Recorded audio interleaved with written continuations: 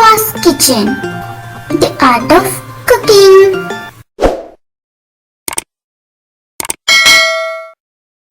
Hi friends, ഇന്ന് നമുക്ക് നല്ലൊരു അടിപൊളി ചമ്മന്തി എങ്ങനെ തയ്യാറാക്കിയെടുക്കുന്നതെന്ന് നോക്കാം.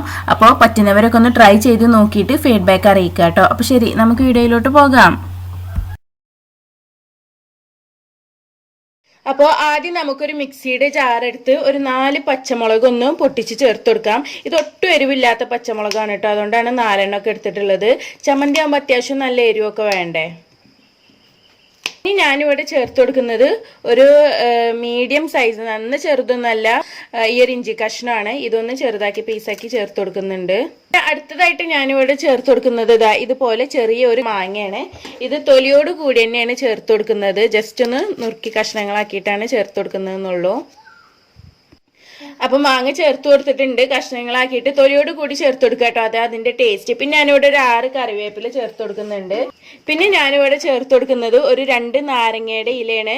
ഇതുണ്ടെങ്കിൽ നല്ലൊരു ടേസ്റ്റ് ആട്ടോ ചമ്മന്തിക്ക്. ഇതൊന്ന് ജസ്റ്റ് കഷ്ണങ്ങളാക്കിയിട്ട് ചേർത്ത് കൊടുക്കുന്നുണ്ട്. ഇതും ഈ ഇലകൾ 2 എണ്ണാണെങ്കിലും കൂടാൻ പാടില്ല, അതിന്റെ കറക്റ്റ് അളവ് തന്നെ നിങ്ങൾ എടുക്കാൻ ശ്രമിക്കുക. കുറച്ച് ചെമ്മീനൊന്ന് വറുത്തെടുത്താണ്, നമുക്ക് ഉണക്ക ചെമ്മീൻ വാങ്ങാൻ കിട്ടും. അത് ഒരു 2 മിനിറ്റ് ഒന്ന് ചട്ടിയിലിട്ട് വറുത്തെടുക്കുക. ചൂടാറിയതിന് ശേഷം ഇതിലോട്ട് ചേർത്ത് കൊടുക്കുക. നമ്മൾ സാധാ വറുത്തെടുക്കും പോലെ വറുത്തെടുത്താൽ മതി കേട്ടോ, ഓയിലൊന്നും ചേർത്ത് കൊടുക്കണ്ട.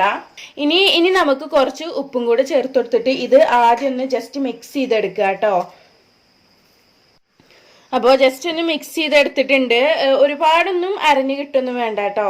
അപ്പോൾ ഇനി നമുക്ക് ഇതിലോട്ട് കുറച്ച് നാളികേരം കൂടെ ചേർത്ത് കൊടുക്കാം.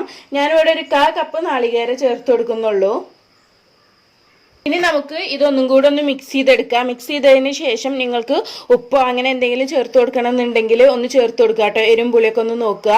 മുളക് വേണമെങ്കിൽ മുളക് തന്നെ വീണ്ടും ചേർത്ത് കൊടുക്കുക.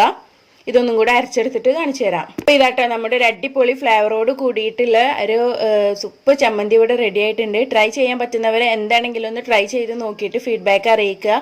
അതുപോലെ വീഡിയോ ഇഷ്ടപ്പെട്ടെങ്കിൽ ലൈക്ക് ചെയ്യുക, ഫ്രണ്ട്സിനെയും കസിൻസിനെയൊക്കെ ഒന്ന് ഷെയർ ചെയ്യുക കേട്ടോ. അപ്പോൾ ശരി, താങ്ക്